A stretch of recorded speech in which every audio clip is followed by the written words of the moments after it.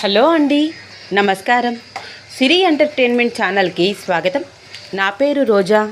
ఇప్పుడు నేను చెప్పబోయే స్టోరీ నీ ప్రేమకై ఎదురు చూసే నీ సీత ఎపిసోడ్ 4.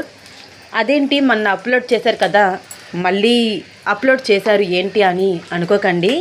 మొన్న నేను 3rd ఎపిసోడ్నే 4th ఎపిసోడ్గా కూడా అప్లోడ్ చేశాను. ఎవరూ మెన్షన్ చేయలేదు, ఒక్క సిస్టర్ తప్ప ఎవరు నాకు మీరు ఇలా తప్పు చేశారు సిస్టర్ అని చెప్పలేదు. ఒకవేళ పొరపాటున నేను ఎప్పుడైనా అలా అప్లోడ్ చేస్తే కొంచెం నాకు చెప్పండి. అందరూ విని లైక్ కొట్టి వెళ్ళిపోయారు మళ్ళీ అదే ఎపిసోడ్, అంతే తప్ప ఒక్కరు కూడా ఒక్క మాట చెప్పలేదు. నేను అసలు గమనించలేదు. ఒక్కొక్కసారి ఎడిటింగ్లో ఇలాంటి తప్పులు జరుగుతూ ఉంటాయి. అలా ఏదైనా జరిగితే కొంచెం నాకు చెప్పండి. అందుకనే నేను మీరు 4వ ఎపిసోడ్ మిస్ అవుతారు అని చెప్పి మళ్ళీ డిలీట్ చేసి మళ్ళీ అప్లోడ్ చేస్తున్నాను. ఇంకా ఆలస్యం చేయకుండా స్టోరీలోకి వెళ్ళిపోదామండి. సీత, రామ్ ఇద్దరూ కలిసి రాఘవయ్య గారి ఇంట్లోకి వెళ్తున్నారు. గుమ్మంలో కట్టి ఉన్న ఆవులకి పాలేరు గడ్డి వేస్తున్నాడు. రామ్ని గుర్తించి నౌకర్లని బెదిరించి లోపలికి రావడం చూస్తూ గబగబా లోపలికి వెళ్ళాడు. పాలేరు పరుగు తీయడం చూసి అప్పటి వరకు బట్టలు ఉతుకుతూ నోటితో హుష్ హుష్ అని సౌండ్ చేస్తున్న చాకలి రామ్ వైపు చూసి, మళ్ళొచ్చిండు ఈ పిల్లగాడు, ఇప్పుడిప్పుడే అయ్యగారు అమ్మగారు కోలుకుంటుండారు, మళ్ళీ ఎందుకు వచ్చినారు అనుకుంటూ నోరు వెళ్ళబెట్టి చూస్తోంది. అయ్యగారు అయ్యగారు గుమ్మం బయట నుంచుని పిలుస్తున్నాడు పాలేరు. ఏమైందిరా, ఎందుకట్ట అరుస్తుండావు? అయ్యగారితో నీకేం పని, ఏం కావాలరా నీకు అంతే అన్నపూర్ణమ్మ. పెదమ్మగారు, ఆ అబ్బాయి మళ్ళొచ్చినాడు, లోపలికి వస్తున్నాడు సరాసరి అన్నాడు పాలేరు. ఎవరు వచ్చేది? వాళ్ళకి ఊరు పేరు ఏమీ లేదా? ఆ అబ్బాయి అంటే నాకెలా తెలుస్తుంది? అడ్డు తప్పుకో అని ముందుకు వచ్చి చూసింది అన్నపూర్ణమ్మ. అప్పటికే రామ్, సీత ఇద్దరూ లోపలికి వచ్చారు. గుమ్మంలో నిలువెత్తు జానకి ఫోటో వైపు కన్నార్పకుండా చూస్తున్నాడు రామ్. జానకి ఫోటో వైపు అడుగులు వేస్తున్నాడు. అన్నపూర్ణమ్మకి రామ్ని చూసి కోపం ఒళ్ళు మండిపోతోంది. ఆవిడికి తన కూతురు జానకి గుర్తుకు వస్తోంది. ఏయ్, అక్కడే ఆగు, ఇంకొక అడుగు లోపలికి వెయ్యకు అని గట్టిగా అరిచింది అన్నపూర్ణమ్మ. రామ్ వైపు కల్లెర్ర చేసి కోపంగా చూస్తూ రామ్, సీత ఉన్న చోటనే ఆగిపోయి చూస్తున్నారు. అసలు నిన్నెవరు లోపలికి రానిచ్చారు? మర్యాదగా ఇక్కడ నుంచి వెళ్ళిపోండి. ఇంకా ఏం చెయ్యాలని, ఏం మొహం పెట్టుకుని వచ్చావు ఇక్కడికి? మా ఇంట్లో ఆడపిల్లలు ఇంకెవ్వరూ లేరు. ఒరే భీముడు, వీడినెందుకు లోపలికి రానిచ్చావు అని గట్టిగా అరుస్తూ ఎన్నో రోజుల తన బాధ కన్నీళ్ల రూపంలో బయటికి వస్తుంటే ఆపుకోలేక ఏడుస్తూ రామ్ దగ్గరికి వచ్చి, ఏంట్రా ఇంకా నిలబడి చూస్తున్నావు? మర్యాదగా ఇక్కడ నుంచి పోతావా లేదా అని అరుస్తూ లాగిపెట్టి 2 కొట్టింది. అది చూస్తూ సీత, అయ్యో బావా, అయ్యో ఆగండమ్మా ఆగండి అని అన్నపూర్ణమ్మని ఆపడానికి ప్రయత్నిస్తూ, అమ్మా ఆగండి ప్లీజ్, మీతో మాట్లాడదామని వచ్చాడు, మా బావ చెప్పేది కూడా వినండి, కొట్టద్దమ్మా అంటూ సీత అడ్డు వస్తుంటే రామ్ సీతని తన చేతితో వెనక్కి అంటూ, అడ్డురాకు సీత, ఆవిడని కొట్టనివ్వు, కన్నీళ్ల రూపంలో ఆ బాధను బయటికి రానివ్వు, ఆవిడ బాధకు నువ్వు అడ్డు వెళ్ళకు అన్నాడు రామ్. రామ్ని కొట్టి ఏడుస్తూ ఉన్న చోటనే కింద కూర్చుంది. జానకి ఫోటో వైపు చూస్తూ అలాగే ఉండిపోయింది అన్నపూర్ణమ్మ. రామ్ ఆవిడను లేపడానికి దగ్గరికి వెళ్తుంటే, హేయ్ ముట్టుకోకు, దూరంగా ఉండు, కళ్ళు తుడుచుకుని కోపంగా అంటూ, వెళ్ళిపో, నువ్వు ఇక్కడి నుంచి వెళ్ళిపో, నువ్వు మా కుటుంబానికి చేసింది చాలు, దయచేసి ఇక్కడి నుంచి వెళ్ళిపో చాలా కోపంగా అంది ఆవిడ. అన్నపూర్ణమ్మ గట్టిగా అరవడం విని రాఘవయ్య గారు బయటికి వచ్చారు. గుమ్మంలో నుంచుని ఉన్న రామ్ వైపు చూడగానే జరిగిన విషయం మొత్తం అర్థమయ్యింది రాఘవయ్య గారికి. కింద కూర్చుని ఏడుస్తున్న అన్నపూర్ణమ్మను దగ్గరికి తీసుకుని, ఎందుకు పూర్ణ, ఎందుకు నువ్వేడిస్తే అమ్మాయి తిరిగి వస్తుందా? కళ్ళు తుడుస్తూ దగ్గరికి తీసుకుని గుండెలకు హత్తుకున్నాడు. వాడిని చూసారా? ఎవరొచ్చారో గమనించారా? ఏం మాట్లాడరా మీరు? చాలా బాధపడుతూ అంది అన్నపూర్ణమ్మ రామ్ వైపు చూస్తూ. పూర్ణ, నువ్వు ఆవేశపడకు, వాళ్ళని పంపించేస్తాను, నువ్వు లోపలికి వెళ్ళు అని ఆవిడని కూల్ చేస్తూ మాట్లాడుతున్నాడు రాఘవయ్య. ఇంత ఇంత జరిగాక కూడా మళ్ళీ ఎందుకు వచ్చాడు? మనం ఇలా బ్రతకడం కూడా అతనికి ఇష్టం లేదా? వెళ్ళిపోమని చెప్పండి, వాడిని ఇక్కడ నుంచి వెళ్ళిపోమని చెప్పండి ఆవేశపడుతూ అంటోంది అన్నపూర్ణమ్మ. రత్తాలు, అమ్మగారిని లోపలికి తీసుకువెళ్ళు. ఆ అమ్మని ఇట్టా ఉంచడం కూడా ఇష్టం లేదా ఏంది? ఇప్పటికే చిన్నమ్మాయి గారిని రోజూ తలుసుకుని సాన బాధపడుతుండారు. ఆవిడ జీవితంలో ఇప్పుడిప్పుడే కొంచెం స్థిమిత పడుతుండారు అనగా మళ్ళా దాపరించినారు అని మనసులో రత్తాలు తిట్టుకుంటూ రామ్ వైపు కొర చూస్తూ అన్నపూర్ణమ్మని లోపలికి తీసుకువెళ్తోంది. అన్నపూర్ణమ్మ రామ్ వైపు కోపంగా చూస్తూనే నీరసంగా లోపలికి అడుగులు వేసింది. అమ్మగారు, పదండమ్మా, లోపలికి వెళ్దాం. పదండి, ఏం చూస్తారు? ఎందుకమ్మా మీరు బాధపడతారు? బలవంతంగా అన్నపూర్ణమ్మను లోపలికి తీసుకువెళ్ళింది రత్తాలు. రామ్ వైపు సీరియస్గా చూస్తూ, ఎందుకొచ్చారు మీరు? అడిగాడు రాఘవయ్య. మీతో కొంచెం మాట్లాడాలి. కూర్చోండి. మంచినీళ్ళు కావాలా అని అడుగుతున్న రాఘవయ్య వైపు ఆశ్చర్యంగా చూసింది సీత. అసలు ఈయన ఇంత కూల్గా ఎందుకు మాట్లాడుతున్నాడు? ఆ రోజు అంతలాగా బావని కొట్టాడు కదా, ఇంత శాంతంగా ఎలా మారాడు అనుకుంటూ అలాగే చూస్తోంది. వద్దండి, మీతో మాట్లాడదామని వచ్చాను. మాట్లాడి నేనే వెళ్ళిపోతాను అన్నాడు రామ్. సరే, ఏ విషయం గురించి మాట్లాడడానికి వచ్చావు? సీరియస్గా చూస్తూ అన్నాడు రాఘవయ్య. రాఘవయ్య గారు, మేము ముందు ఎన్నో మాట్లాడాలనుకుని వచ్చాను, కానీ ఇక్కడికి వచ్చాక మీ బాధని చూస్తుంటే నాకు మాట రావట్లేదు. చాలా రోజుల తర్వాత నేను మా ఊరు దాటి బయటికి వచ్చాను. మొట్టమొదటిసారి మీ ఇంటికి వచ్చాను. మా అమ్మ నాన్న నన్ను చూసి రామ్ ఇలా అయిపోతున్నావు ఏంట్రా అని బాధపడుతుంటే నాకు మీరు గుర్తుకొస్తున్నారు. మా అమ్మ వాళ్ళకి నేను కళ్ళ ముందే ఉన్నాను. నా హెల్త్ పాడవుతుంటేనే వాళ్ళు విలవిలలాడిపోతున్నారు. నేను అలా డిప్రెషన్లో ఉంటేనే వాళ్ళు తట్టుకోలేకపోతున్నారు. కానీ మీకు జానకిని శాశ్వతంగా దూరం చేసిన వాడిని అయ్యాను. నేను మీకు ఎంత బాధను మిగిల్చానో తలుచుకుంటేనే నా మీద నాకు అసహ్యంగా అనిపిస్తోంది. కానీ రాఘవయ్య గారు, నేను నిజం చెప్తున్నాను, జానకికి అలా అవుతుందని నాకు అస్సలు తెలియదు. ఆ యాక్సిడెంట్ నిమిషంలో మా ఇద్దరి జీవితాలను నాశనం చేసేసింది, చీకటి నింపేసింది. వస్తున్న కన్నీళ్లు తుడుచుకుంటూ మాట్లాడుతున్నాడు రామ్. చూడు రామ్, జరిగింది మొత్తం నాకు తెలుసు. అది కాకుండా ఇంకేమైనా మాట్లాడడానికి వచ్చావా? నీకేం కావాలి అన్నాడు రాఘవయ్య రామ్ మాటలకు అడ్డు వస్తూ. రాఘవయ్య గారు, మీరు నాతో పాటు మా ఊరు వస్తారా? మా అమ్మా నాన్నతో మిమ్మల్ని కూడా నేను సమానంగా చూసుకుంటాను. ఏ లోటు రానివ్వను. మీకు ఒక కొడుకుగా ఉండాలని కోరుకుంటున్నాను. జానకి బాధ్యత నేను తీసుకోవాలనుకుంటున్నాను. ప్లీజ్ కాదనకండి అన్నాడు రామ్ తన చేతులు రెండు జోడిస్తూ. చూడు బాబు, నువ్వు పెద్ద మనసు చేసుకుని మమ్మల్ని రమ్మన్నా మేం రావడానికి సిద్ధంగా లేము. ఇందాక నా భార్య అన్నపూర్ణని నువ్వు చూసావు కదా, కల్లారా చూసావు కదా. నిన్ను ఒక్క క్షణం చూస్తేనే అది అలా అయిపోయింది. నేను నిన్ను క్షమించినా అది అస్సలు క్షమించలేదు. నువ్వు మా ఇంట్లో ఏదైనా విలువైన వస్తువు తీసుకెళ్ళిపోయినట్లయితే పోనీలే మళ్ళీ సంపాదించుకోవచ్చు అనుకుని సర్ది చెప్పుకునేవాళ్ళం. కానీ నువ్వు మా ఇంటి దీపం మారిపోవడానికి కారణమయ్యావు. మా కంటి వెలుగుని మాకు దూరం చేశావు. మాకు కడుపు కోత మిగిల్చావు. నీ తప్పు ఉన్నా లేకపోయినా మా అమ్మాయికి అలా జరగడంలో నీ తప్పు ఎంతో కొంత ఉంది కదా. నీ వల్లే కదా అది మమ్మల్ని అందరినీ కాదనుకుని బయటకు వచ్చేసింది. జరిగిందేదో జరిగిపోయింది. మా బాధ మేము పడుతున్నాము. మా గురించి ఆలోచించి మీరు శ్రమ తీసుకుని ఇక్కడ వరకు వచ్చినందుకు సంతోషం. ఇంక నువ్వు వెళ్ళిపో నాయనా అన్నాడు బాధగా. అప్పటికే ఆయన కళ్ళు చెమ్మగిల్లుతుంటే కండువాతో తుడుచుకుంటూ లోపలికి వెళ్తున్నాడు రాఘవయ్య.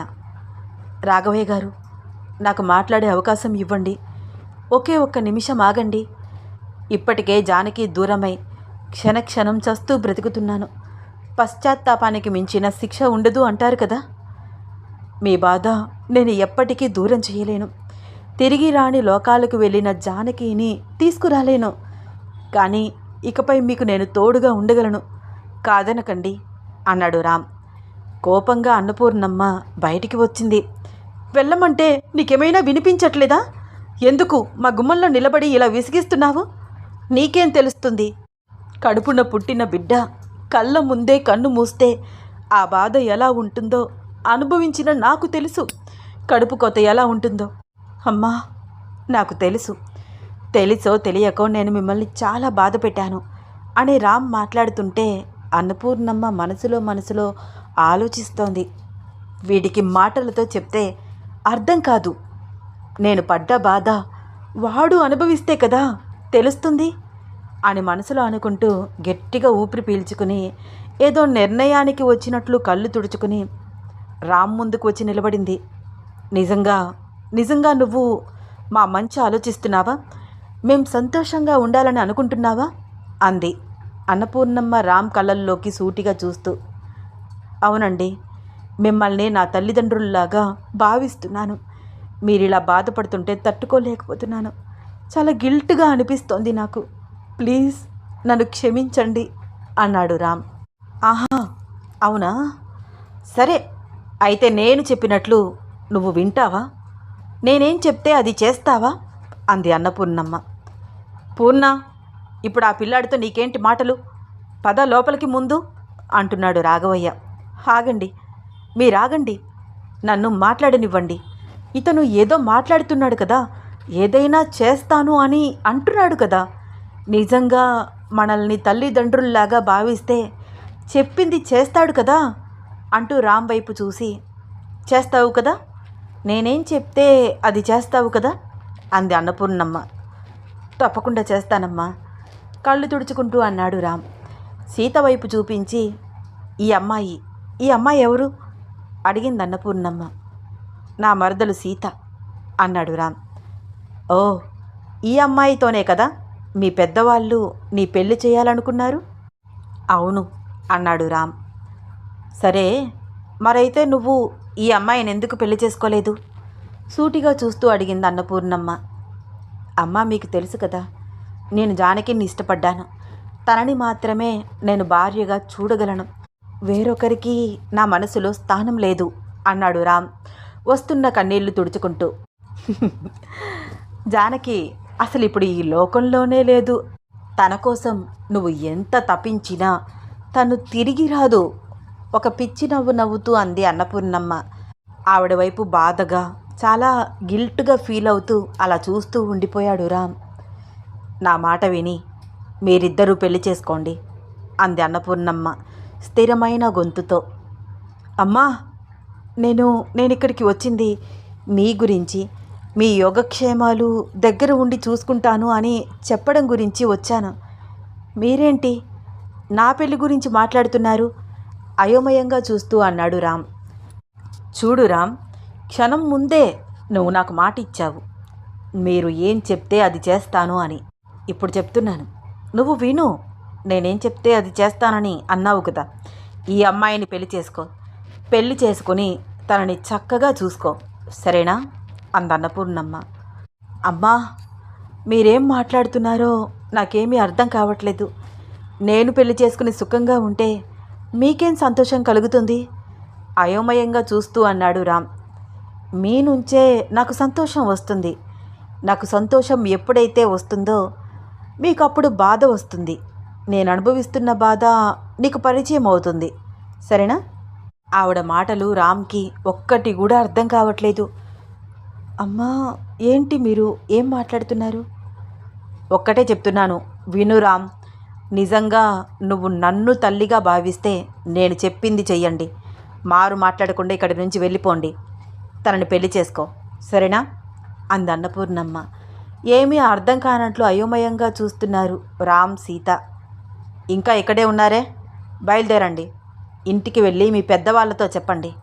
త్వరలో మాకు నీ పెళ్లి శుభలేఖ అందాలి, అర్థమైందా అని చెప్పి అన్నపూర్ణమ్మ విసవిస లోపలికి వెళ్ళిపోయింది. రాఘవయ్య అన్నపూర్ణమ్మ వైపు చూస్తూ ఏమీ అర్థం కానట్లు చూస్తూ, పూర్ణ అంటూ తన వెనకాలే లోపలికి అడుగులు వేశాడు.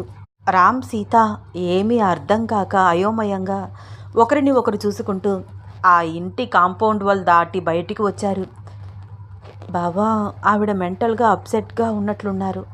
మరొకసారి ఎప్పుడైనా వద్దాం బావా, వెళ్ళిపోదాం పదా. మళ్ళీ మళ్ళీ ఆ ఇంటి వైపు చూస్తున్న రామ్ వైపు చూస్తూ అంది సీత. లేదు సీత, ఆవిడ సీరియస్గానే చెప్తుంది. కానీ నాకు అసలు అర్థం కావట్లేదు. నిన్ను నన్ను పెళ్లి చేసుకోమని ఆవిడెందుకు అంత గట్టిగా చెప్తుంది? ఏమో బావా, అదంతా తర్వాత ఆలోచిద్దాం. ప్రస్తుతం మనం ఇక్కడ నుంచి వెళ్ళిపోదాం బావా. ఒక్క నిమిషం ఉండు సీత అంటూ ఆ ఇంటి వైపు మళ్ళీ అడుగులు వేస్తున్నాడు రామ్.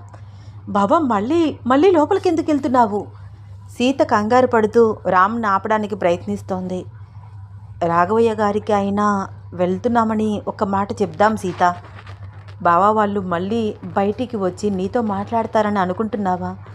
మాట్లాడే వాళ్ళైతే అలా లోపలికి వెళ్ళిపోరు కదా. నువ్వు ఎంత సాఫ్ట్గా మాట్లాడదామని ట్రై చేసినా వాళ్ళు అస్సలు పట్టించుకోవట్లేదు. కావాలనే నీకు ఇష్టం లేదని తెలిసి మన పెళ్లి ప్రపోజల్ నీ ముందుకు తీసుకువచ్చారు. దీన్ని బట్టి అర్థమవుతుంది కదా బావా, వాళ్ళకు అసలు నీతో మాట్లాడడమే ఇష్టం లేదని అంది Sita. Please Sita, 5 minutes wait చేద్దాం. వాళ్ళు రాకపోతే అప్పుడు వెళ్ళిపోదాం. పూర్ణ, నీకేమైనా మతిపోయిందా? ఆ రామ్తో ఏమిటి ఆ మాటలు? వాళ్ళ పెళ్లి గురించి నీకేంటి? అసలు నీకేంటి సంబంధం? వెళ్ళిపోమని చెప్తే సరిపోయేది కదా అన్నాడు రాఘవయ్య. నేను బాగా ఆలోచించే అతనికి అలా చెప్పాను. నిజంగా మనల్ని తల్లిదండ్రులుగా భావిస్తే చెప్పింది చేస్తాడు అంటూ బీరువాలో నుంచి పట్టు చీర, గాజులు, పట్టు పంచి, కండువా తీస్తూ గంభీరంగా మాట్లాడుతోంది అన్నపూర్ణమ్మ. నాకేం అర్థం కావట్లేదు పూర్ణ, నీ మనసులో నువ్వేం ఆలోచిస్తున్నావు? ఇప్పుడు ఈ చీర ఎవరి కోసం తీసుకొస్తున్నావు అన్నాడు రాఘవయ్య. ఇంకెవరి కోసం? ఆ అమ్మాయి సీత కోసం అంది అన్నపూర్ణమ్మ వస్తున్న కన్నీళ్లు తుడుచుకుంటూ. ఏంటి పూర్ణ, నిజంగానే నీకు మతిపోయినట్లు ఉందే? మన జానకి చావుకి కారణమైన వాడికి పెళ్లి చేసుకోమని చెప్తున్నావు. ఆ అమ్మాయికి పసుపు కుంకుమ ఇచ్చి పంపించాలనుకుంటున్నావా? అసలు నువ్వేం చేస్తున్నావు పూర్ణ? వాళ్ళు గుమ్మంలోకి రాగానే నీకంత కోపం వచ్చింది. అతన్ని కొట్టావు కూడా. చాలా ఆవేశంగా మాట్లాడావు. ఇప్పుడు వాళ్ళ మంచి కోరుకుంటున్నావా?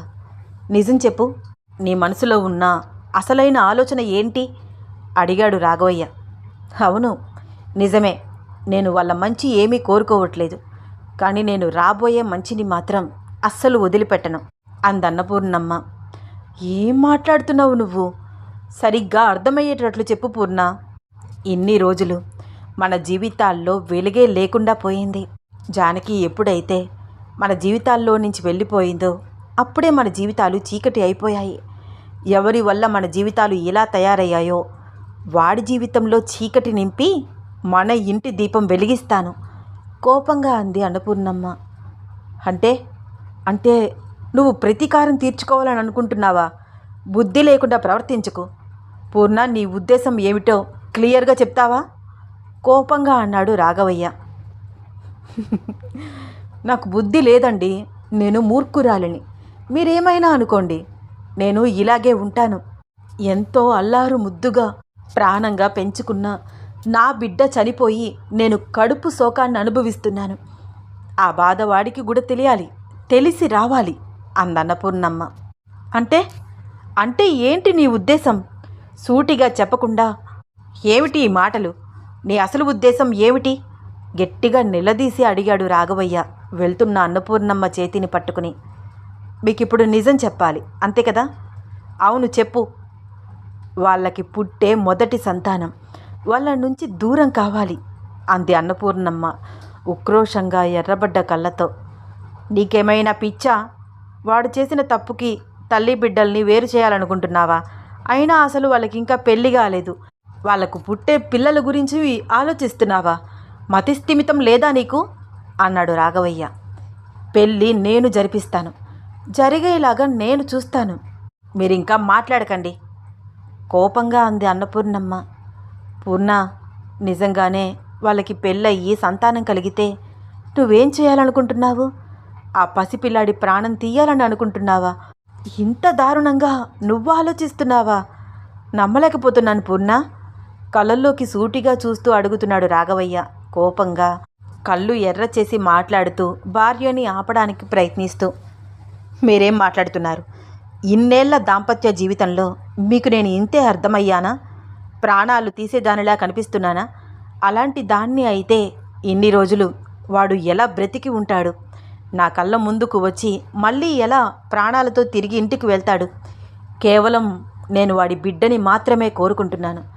ప్రాణంగా పెంచుకోవాలనుకుంటున్నాను. నా తల్లి ప్రేమను వాడికి పంచాలనుకుంటున్నాను. నా గుండెల్లో కరుడు గట్టుకుపోయిన బాధని దూరం చేసుకుంటాను ఆ పసివాడి పెంపకంలో. ఒకవైపు మనింట్లో ఆనందం వస్తుంది, మరొక వైపు కన్న బిడ్డ దూరమై వాడు నేను పడ్డ బాధని అనుభవిస్తాడు. అంతేకాని మీరనుకున్నట్లు ఏమీ కాదు. వస్తున్న కన్నీళ్లు తుడుచుకుంటూ ఆవేశంగా మాట్లాడుతూ, చూడండి, నేను మరీ మీరు అనుకునే అంత కసాయిదాన్ని కాదు, వదలండి అంది రాఘవయ్య చేయి వదిలించుకుని పట్టుచీర పసుపు కుంకుమ పట్టుకుని బయటికి నడుస్తూ. అన్నపూర్ణమ్మ బయటికి రావడం చూసి లేచి నుంచున్నారు రామ్ సీత. మీ పెళ్ళికి త్వరలోనే నాకు కబురు పంపుతారని అనుకుంటున్నాను. నా మాట వింటానన్నావు, మర్చిపోవద్దు. మీరు పెళ్లి చేసుకుంటే నేను వచ్చి అక్షతలు వేస్తాను. చూడమ్మా, ఈ చీర నేను మా జానకి కోసం కొన్నాను. తనకి ఈ చీర కట్టి పెళ్లి కూతురుగా చూసుకోవాలని ఎంతో ముచ్చటపడ్డాను. ఆ కోరిక తీరకుండానే తన భగవంతుడి దగ్గరికి వెళ్ళిపోయింది. ఈ చీర కట్టుకుని నువ్వు పెళ్లి కూతురు అవుతావు కదూ అంటూ సీతకి బొట్టు పెట్టి పట్టు చీర గాజులు అందించింది అన్నపూర్ణమ్మ. అన్నపూర్ణమ్మ కళ్ళల్లో కన్నీళ్ళు ఆగట్లేదు, అలా వస్తూనే ఉన్నాయి. పవిట కొంగుతో తుడుచుకుంటోంది. ఆవిడని చూసి ఎలా రియాక్ట్ అవ్వాలో అర్థం కావట్లేదు సీతకి. మా బావకి నేనంటే ఇష్టం లేదు, ఇష్టం లేని అతనిని నేను పెళ్లి చేసుకోలేను అని చెప్పాలని అనుకున్నా ఏమీ మాట్లాడలేని పరిస్థితుల్లో సైలెంట్గా ఉండిపోయింది.